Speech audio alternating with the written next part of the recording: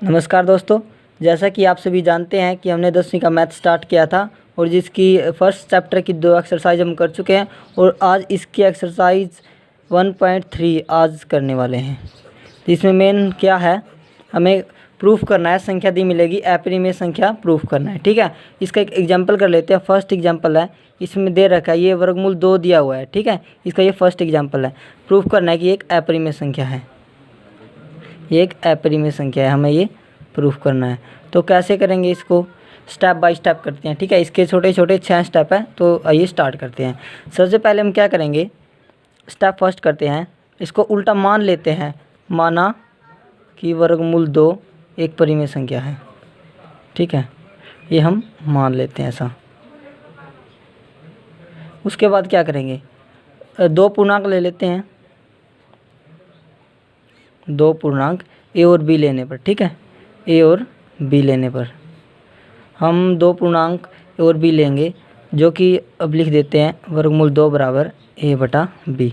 और ब्रैकेट में यहाँ पे लिखना है कि बी की वैल्यू 0 नहीं होनी चाहिए। ठीक है, बी की वैल्यू 0 के बराबर नहीं होना चाहिए। तो यहाँ से क्या करेंगे, बी इस तरफ आ जाएगा, ये ए हो जाएगा। ठीक है, अब इसका सेकंड स्टेप क्या करेंगे, दोनों तरफ वर्ग करने पर, जो हमारी ये है इसके दोनों तरफ क्या करेंगे, वर्ग कर देंगे। दोनों तरफ वर्ग करने पर क्या हो जाएगा, ये बी का वर्ग करेंगे, बी स्क्वायर हो जाएगा, रूट से रूट कर जाएगा, यहाँ पे 2 आ जाएगा और ये हमारा ए स्क्वायर हो जाएगा। ये सेकंड स्टेप है। अब हम क्या करेंगे, इसको समीकरण फर्स्ट मान लेंगे।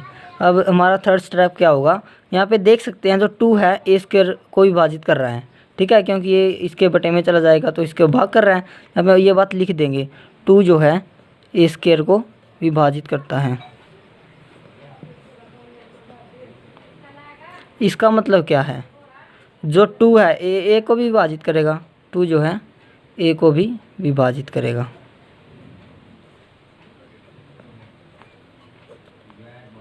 और यहाँ पे हम जो ए है, ए की वैल्यू लिखेंगे 2c।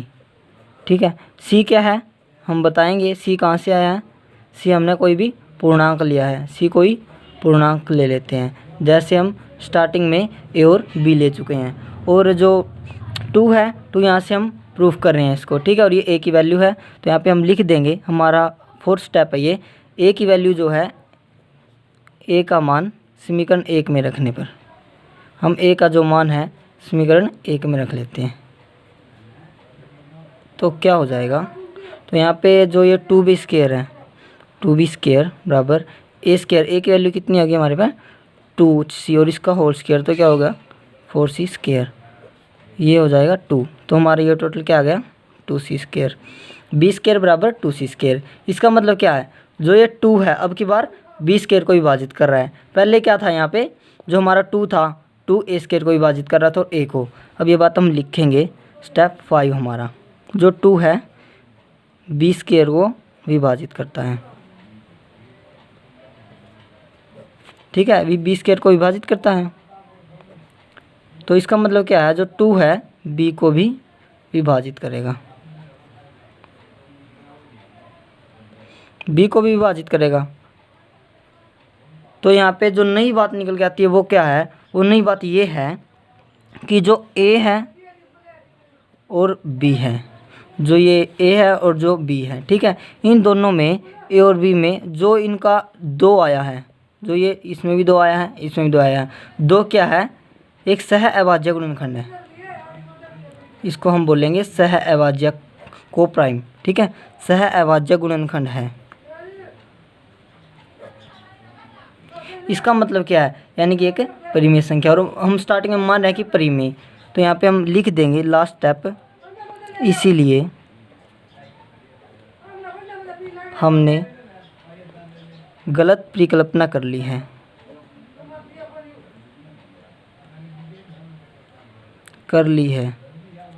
ये लिखनी है हमें लाइन, इसलिए हमने गलत परिकल्पना कर ली है। अतः √2 एक अपरिमेय संख्या है, √2 एक अपरिमेय संख्या है। ठीक है, तो दोबारा से देखते हैं क्या किया स्टार्टिंग में। एक संख्या दे रखी है √2, पिछले साल 2019 के एग्ज़ाम में आया हुआ था ये 3 नंबर का, और इससे ऐसा ही एक √3 का भी है, √5 का भी है, ठीक है। मोस्टली चांस इन तीनों में से ही होते हैं, 3 मार्क्स का हर बार आता है मोस्टली। ये हमें प्रूफ करना है कि अपरिमेय संख्या है। इसके छोटे छोटे 6 स्टेप है, हम ध्यान से देखेंगे। सबसे पहले हम इसके अपोजिट मान लेते हैं कि √2 एक परिमेय संख्या है, ठीक है। उसके बाद 2 पूर्णांक लेने हैं, 2 पूर्णांक ले लेते हैं a और b, ले लिए। √2 बराबर रख लिए a/b। हम बता देंगे b की वैल्यू 0 के इक्वल नहीं होनी चाहिए, ठीक है। b को इस तरफ लेके आएंगे, ये हो जाएगा। अब सेकंड स्टेप क्या है, दोनों तरफ वर्ग करने पर जो हमारी ये संख्या है इसको क्या करेंगे, वर्ग कर देंगे दोनों तरफ। क्या हो जाएगा, b का स्क्वायर हो जाएगा, अंडर ये रूट से रूट कट जाएगा, यहाँ पे 2 हो जाएगा, a का a स्क्वायर हो जाएगा। इसको फर्स्ट समीकरण लिख लेते हैं, फर्स्ट समीकरण हो जाएगी हमारी ये। थर्ड स्टेप क्या है, यहाँ से पता चल रहा है जो 2 है a स्क्वायर को विभाजित कर रहा है, डिवाइड हो रहा है, तो जो 2 है a स्क्वायर को भी विभाजित करेगा, ये हम लिख देंगे। और यहाँ से क्या करेंगे, a की वैल्यू रखेंगे, a की वैल्यू 2c रखेंगे, जहाँ पे c कोई हमारा पूर्णांक होगा। तो इससे क्या हो जाएगा, क्योंकि हमारी ये फर्स्ट है, यहाँ पे a की वैल्यू रखेंगे, तो a की वैल्यू हम समीकरण फर्स्ट में रख रहे हैं। a की वैल्यू कितनी है, 2c, तो 2c का स्क्वायर करेंगे। यहाँ से 2 से 2 कैंसिल आउट हो जाएगा, यहाँ पे भी 2 स्क्वायर बच जाएगा। तो हमारा कितना आ गया फाइनली। अब यहाँ पे क्या दिख रहा है, हमें ये दिख रहा है जो 2 है b स्क्वायर को विभाजित कर रहा है, यदि b स्क्वायर कर रहा है तो b को भी विभाजित करेगा, सिंपल सी बात है। तो ये हम यहाँ पे लिख देंगे, हमारा फोर्थ जो स्टेप है 2 b स्क्वायर को विभाजित करता है, इसीलिए जो 2 है b को भी विभाजित करेगा। अब जो हमारा थर्ड स्टेप है और फिफ्थ स्टेप है, इसमें एक चीज़ कॉमन है कि जो 2 है a को भी विभाजित कर रहा है, b को भी कर रहा है। इसका मतलब क्या है, इन दोनों में एक के अलावा जो 2 है वो भी एक सहअभाज्य गुणनखंड है। इसका मतलब क्या है कि ये एक अपरिमेय संख्या है, और हम क्या मान रहे हैं, ये एक परिमेय संख्या है। तो यहाँ पे लिख देंगे, इसलिए हमने गलत परिकल्पना कर ली है, अतः वर्गमूल 2 एक परिमेय संख्या है। इस तरीके से हमारा ये सम कंप्लीट हो जाता है। तो इससे पहले हम जो फर्स्ट सम कर चुके हैं, एग्जाम्पल था वो, और जिस तरीके से हमने √2 को प्रूफ किया उसी तरीके से हम √3 को भी कर सकते हैं और √5 को भी कर सकते हैं। जो हमारा 1.3 का फर्स्ट सम है, √5 को प्रूफ करना है, ठीक है, वो आप इजी तरीके से कर सकते हैं जो हमने बता दिया। अभी हम 1.3 का सेकंड सम करने वाले हैं। इसमें ये दे रखा है 3 + 2 वर्गमूल 5। ये प्रूफ करना है कि एक अपरिमेय संख्या है, ठीक है। ये छोटा सा सवाल है बिल्कुल, आप देखिए इजी तरीके से इसको कर लेते हैं। सबसे पहले हम इसको उल्टा ही मान लेते हैं कि ये परिमेय संख्या है, लिख देंगे माना कि 3 + 2 √5 एक परिमेय संख्या है, ठीक है। इसका उल्टा ही हम मान लेते हैं कि ये एक परिमेय संख्या है। उसके बाद हम 2 पूर्णांक ले लेते हैं, 2 पूर्णांक a और b लेने पर यहाँ पे लिख देते हैं 2 पूर्णांक a और b लेने पर। 2 पूर्णांक क्या लिया हमने, ये अभी देखिए ये संख्या लिखी, इसको बराबर रखेंगे a और b के। अभी ये बात लिख देनी है कि b की वैल्यू जो है 0 के इक्वल नहीं होगी, ठीक है। इसमें क्या करेंगे, अब 2 √5 जो या 3 है ये माइनस में चला जाएगा, a b -3, इसका एलसीएम लेंगे तो क्या हो जाएगा, a - 3b/b, ठीक है।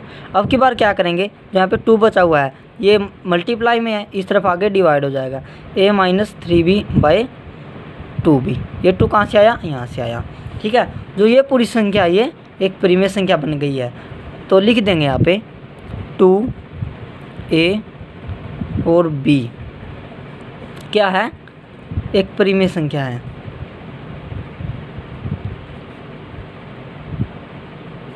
और इसमें क्या हो रहा है, इसमें जो 2 है और 3 है क्या हो गई, ये सहअभाज्य गुणनखंड दिख रहे हैं। तो इसका मतलब क्या है, जो हम स्टार्टिंग में लिख चुके हैं कि एक परिमेय संख्या है, ये परिमेय न रहकर एक अपरिमेय संख्या प्रूफ हो रही है। तो यहाँ पे हम लिख देंगे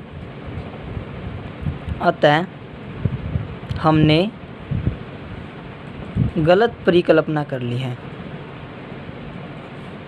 अतः हमने गलत परिकल्पना कर ली है, इसीलिए 3 + 2 वर्गमूल 5 जो है एक अपरिमेय संख्या है, ठीक है। ये लिख देंगे एक अपरिमेय संख्या है। इसको दोबारा से देख लेते हैं एक बार, क्या किया है, जो संख्या दे रखी है 3 + 2 वर्गमूल 5, इसको हम क्या मान लेते हैं, परिमेय संख्या मान लेते हैं। दो पूर्णांक लिए हैं, क्या, ए और बी। दो पूर्णांक लेने पर जो संख्या है इसके बराबर रख दिया, ए और बी, ए बटा बी कर देते हैं हम। बी की वैल्यू 0 के इक्वल नहीं होनी चाहिए। 3 को इस तरफ लेके आएंगे, माइनस का हो जाएगा, एलसीएम ले लेंगे। और 2 इस साइड मल्टीप्लाई में है तो दूसरी तरफ लेके आते हैं, ये डिवाइड में चला जाएगा। इसमें जो ए है, बी है और 2 है कि एक परिमेय संख्या है, तो क्या हो जाएगा, तो जो इसका इक्वल है वो अपरिमेय। तो यहाँ से हम प्रूफ कर देते हैं, तो क्या ये हमारी एक अपरिमेय संख्या प्रूफ हो जाती है। ठीक है, तो अभी हम जो थर्ड सम है इसका सेकंड पार्ट करने वाले हैं। इसमें दिया हुआ है 7√5। ठीक है, ये हमें प्रूफ करना है कि एक अपरिमेय संख्या है। सबसे पहले क्या करेंगे, वही तरीका है कि मान लेंगे, माना कि 7 जो √5 है एक अपरिमेय संख्या है, सॉरी परिमेय संख्या है। ठीक है, ये परिमेय मानना है हमें, एक परिमेय संख्या है, क्योंकि अपरिमेय तो हमें प्रूफ करना है। अब क्या करेंगे, दो पूर्णांक लेने हैं। दो पूर्णांक ए और बी लेने पर, ए और बी लेने पर तो क्या ले लेते हैं, ए और बी। और ये हमें बताना है कि बी की वैल्यू 0 के इक्वल नहीं है। ठीक है, तभी क्या करेंगे, जो हमारा √5 है यहाँ पे रहेगा और ये इंटू में है तो ये यहाँ पे डिवाइड में आ जाएगा।